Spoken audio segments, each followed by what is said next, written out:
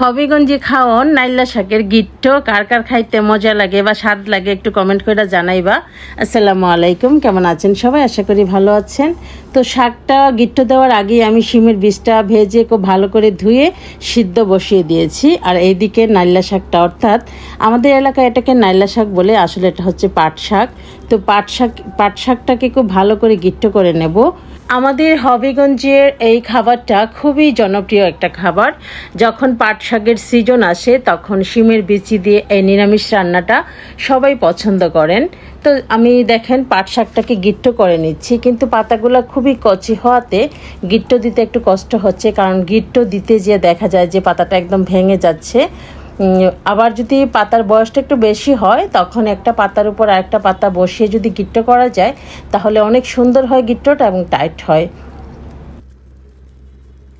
এই নাইলা শাকের গিট্টো খাওয়াটা কিন্তু অনেকটাই কষ্টকর, কারণ গিট্টো দিতে যে অনেক কষ্ট করতে হয়, অনেক ধৈর্য ধরে এবং অনেক সাবধানে গিট্টোটা দিতে হয়।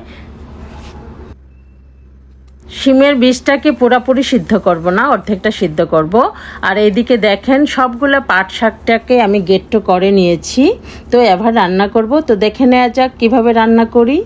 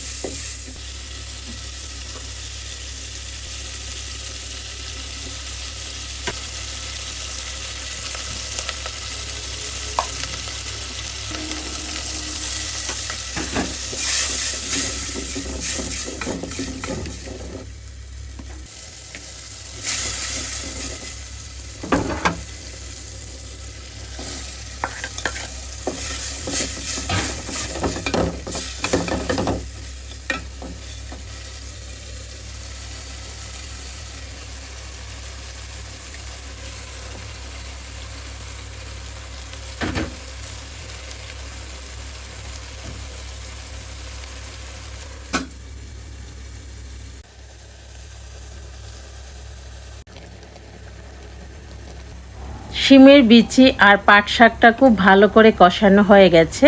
এবার দিয়ে দিব পরিমাণ মতো পানি। পানিটা এমন পরিমাণে দিবেন যেন শিমের বিচিটার পাতাটা সুসিদ্ধ হয় এবং খুব বেশি পরিমাণে ঝোল না থাকে।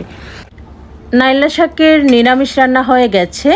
তো এই রেসিপিটি যদি ভালো লাগে তাহলে অবশ্যই একটা লাইক কমেন্ট করবেন, যেহেতু এটা আমাদের হবিগঞ্জের খুবই প্রচলিত একটা খাবার এবং খুবই জনপ্রিয় একটা খাবার। সবাইকে শেয়ার করে দেখার সুযোগ করে দিবেন।